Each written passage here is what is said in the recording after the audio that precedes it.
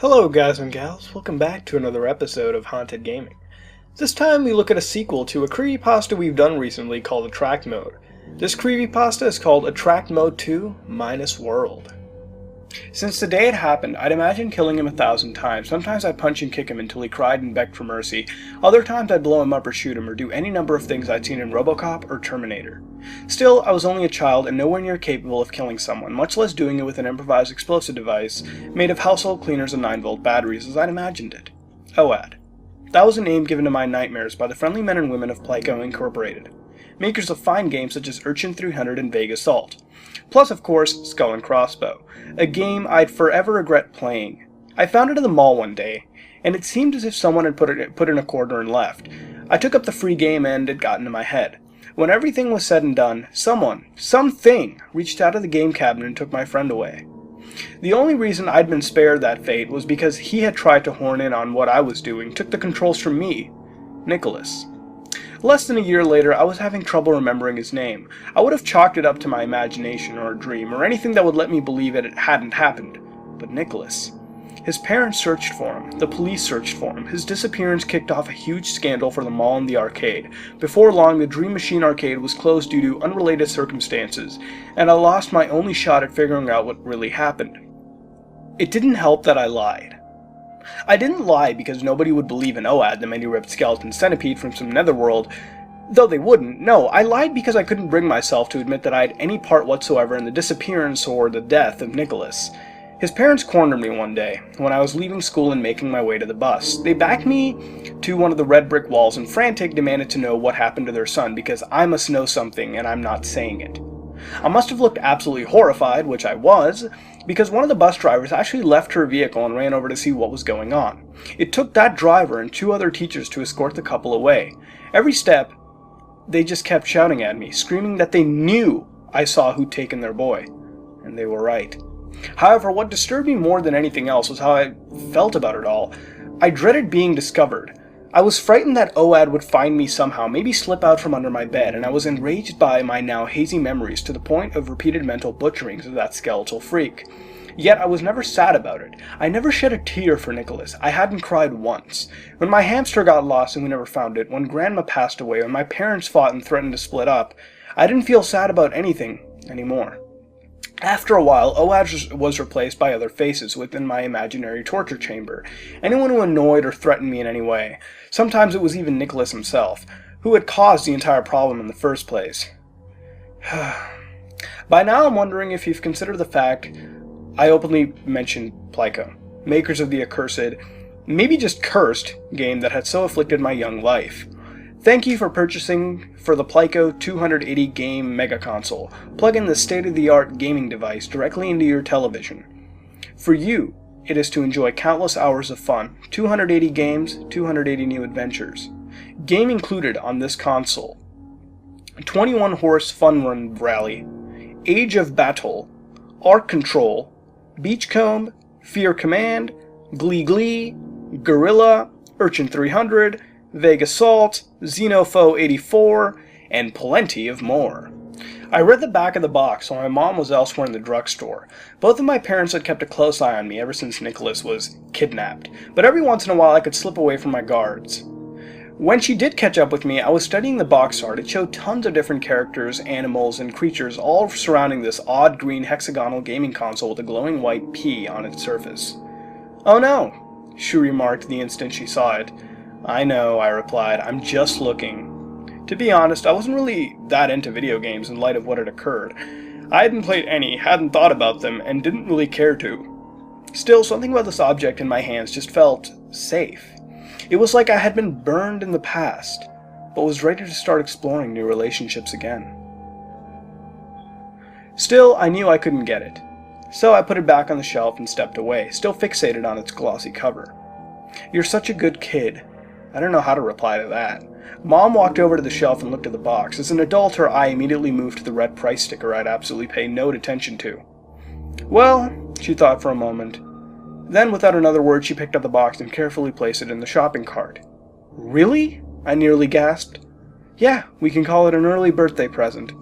I knew full well by this point that early birthday presents didn't really detract from the shower of toys that would rain upon me on the actual date.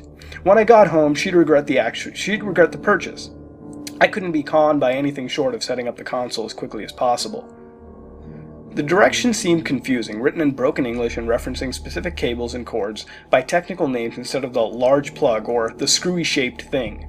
She almost had it set up, and I was dancing in place, when there was a sudden loud pop and a flash of light. She screamed, "Are you okay?" I rushed over to her, once again on edge. Yes, she stammered, blinking repeatedly. "I got a shock. I'm okay, don't worry about it." I did worry, but in no time did I feel sad about it. Within minutes, the console had been started and the television screen faded from black to a dark green. A chiming sound played and the screen read, "Plyco Inc. Dream Real." I selected Glee completely at random and got playing. It was a side-scrolling shooter, where I guided some sort of spacecraft through a barrage of other oddly shaped tiny fighters. When the level had started, the game name was written in bland block lettering, with the instructions just beneath. "Guide you ship to home. Along the way, press Z button to fire, press X to shield."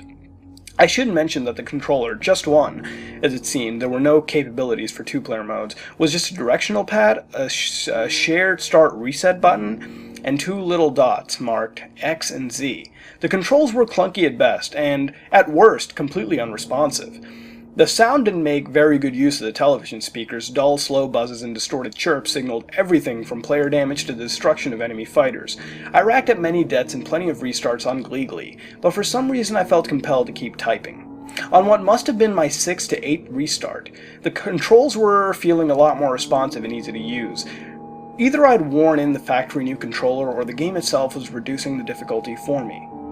I zipped back and forth, blowing up enemies and putting up my shield to avoid fire. I shot in rapid succession and picked up a series of power-ups that did nothing more than cause my bullets, a plain pixel, to move in different ways. I was destroying the opposing team, blasting away when I took note of something strange. At some point, the enemy fighters, the tiny spaceships, had been swapped out for what appeared to be large fetus-like creatures. I stopped firing when I realized that instead of attacking me, instead of firing and dodging, they were just trying to get away from me.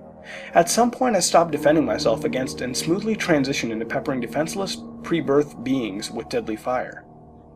I let the game run for a few minutes as I'd watched the spectacle. A space fetus would drop into the screen and then slowly float away from my ship, though they were formed of the most basic pixel imagery. I could swear they looked scared. The change was confusing and disquieting, so I stopped the game and decided to select another. Urchin 300. Follow an underwater pass. Avoid an urchin. Use your X button to place the bombs. Use your Z button to skip a turn. The screen became a grid of 10 by 10 tiles, and the center was a little person. And all around and placed randomly were 4 round spiny urchins. The urchins were easily twice the size of the player sprite, and had a single large rolling eyeball on top of their heads? I moved the little man into another tile, after which all the urchins moved one tile closer to him. I quickly got an idea. Every time I moved, the urchins would try to get a little closer to me. It was reasonable to assume that if any of them touched me, I'd be dead. Rather, the little guy would be dead. I pressed the Z button to place a bomb, figuring I could somehow trick the urchins onto it. Unfortunately, I'd mixed them up in my head, and the Z button was to skip a turn. The urchins drew closer, and I hadn't even moved. Using the correct button, I dropped a bomb, a cartoon spherical bomb with fuse, and moved on to the next tile. Above me and to the right, 2 urchins moved onto the same tile, creating a single urchin with 2 eyes. The eyes didn't rotate anymore, and instead fixed straight forward, out of the screen and onto me. By moving cleverly and placing bombs in much the same manner, I eventually guided all the urchins, even the unpleasant 2-eyed urchin, to their destruction. Each time one touched a bomb, it would burst into the most pleasing, multicolored explosion. It was a dazzling flash that immediately drew my attention and made me want to see it again and again, over and over. I was about 3 levels in, when I was surrounded by mounting numbers of urchins, that I finally slipped up. Seeing no way out of a corner I painted myself into, I quickly tapped the X button and skipped enough turns for the urchins to close in and end the round. As soon as the first urchin touched the player sprite, a sudden ear-splitting shriek emanated from the speakers. I physically jumped at the unexpected scream and quickly turned the volume down. I watched in impotent dread as the urchin knocked me down, undulated over me, and began spinning its eyeball even more wildly than before. It bobbed up and down, all the while making the sound of teeth grinding bone. When it was finished, the urchin moved off the tile, leaving nothing behind but a trail of dark red blood that marred the playing field as it slowly made its way across the screen. At this point, I was ready to select another game, and I'd already realized that the system might actually never get played again after today. My thumb was over the start reset button, a split second away from plunging down upon it when the screen stopped me cold. Nicholas 2 of 3. The grid reappeared, still smeared with blood. The urchins had been randomly placed again, and there was my sprite at the center of the screen. "What?" I whispered, completely focusing on the little man. I put the controller down and crawled on hands and knees to the screen. Nicholas? I didn't even know what I was looking for, or what the game had meant. For all I knew, the main character just happened to have the name, like Mario or Samus. The sprite moved. It was a slight, almost unnoticeable movement. Just a tilt of the head as the little man looked at the closest urchin and then looked away again. If it hadn't been 2 inches from the screen, I doubt I would have seen it. I grabbed the controller and immediately hit start reset to end this horrible game. After that, I turned it off and what? Break it? As soon as I ended the game, the urchins all made an unanimous, sweeping movement towards the player, towards Nicholas, before they reached him. As a second ear-splitting shriek ripped through me, regardless of the volume setting, the screen faded to dark red. The letters appeared in white, in the same bland game text. Quitter. Poor Nicholas. I ran from the room all the way to the backyard where my mother was working on her herb garden. "Mom! What, is something wrong? Mom! Mom!" I ran into her arms, nearly knocking her over. "It's Nicholas." Her face immediately turned from concern to shock. "What, dear? What? Did you remember something?" I just held on tight and didn't say a word. My mind raced. Could I say what had really happened? Could I show her the game, make it say Nicholas, and convince her? What about all the blame I'd get for lying all this time? As I searched my thoughts in this matter of seconds, I realized something was missing. Guilt. I didn't feel guilty anymore. I didn't care about lying or continue to lie. I didn't feel guilty for what happened to Nicholas, and I didn't necessarily care if he ever came back. In the absence of this emotion, I couldn't put my finger on why I'd even run to my mom in the first place. It was like I'd suddenly been relieved of a heavy burden and no longer had any fear of repercussions. "Never mind," I finally replied. "Everything is okay." Calmly and in a way I'm sure must have confused my mother, I strolled back into the house, to the console, and sat down in front of it. I looked through the main menu again and decided to play something new. Xenophoe 84. Nothing makes sense in Minus World. A familiar skull face flashed on the screen only briefly, and within moments all I could feel was a blinding sense of rage. "Hi, Nicholas." I grinned cruelly at the little man on the screen. "Now we can play again, and again, and again." And that was Attract Mode 2 Minus World, the sequel to the original Attract Mode, and written by the same author of Funny Mouth. Feel free to correct me on that if you know more. I'm just going off with what I read. But anyways, moving on. As far as cliches go, there are some that, they're there, but they're very minuscule, such as the ear-splitting noise, which you can look past since we see the creepypasta as a whole. So how does the Attract Mode mythos fare so far? We see that Nicholas appears to be alive somewhat in this game or console in a sense, and it seems OAD is trapped in the system as well from that split-second image near the end. So we can gather that the player is still being haunted by this entity, and we can only go from here. And yes, there is an Attract Mode 3, but that's a whole nother video. Now, I really did find this to be quite creepy as well. Not really the game, perhaps, but the protagonist, and the sadistic tone portrayed at the end. And, honestly, I really did quite feel bad for Nicholas, even though, he was a dick, but still I felt bad for him. Like Quest, it seems OAD is also another entity stalking the player, and I assume watching over him, or her, and it's one of those things I do love in a creepypasta. Now, it seems OAD isn't tied down to just one game anymore, but transcends among all of them, or at least Plyco's games. And in general, with both the protagonists seemingly hinted sadistic nature, and as well as what seems to be the inability to feel sorrow, which appears to stem from numerous traumatic events throughout life, and the imprisonment of Nicholas in virtual hell with the twisted entity OAD, hunting and tormenting the player as well as Nicholas, it seems.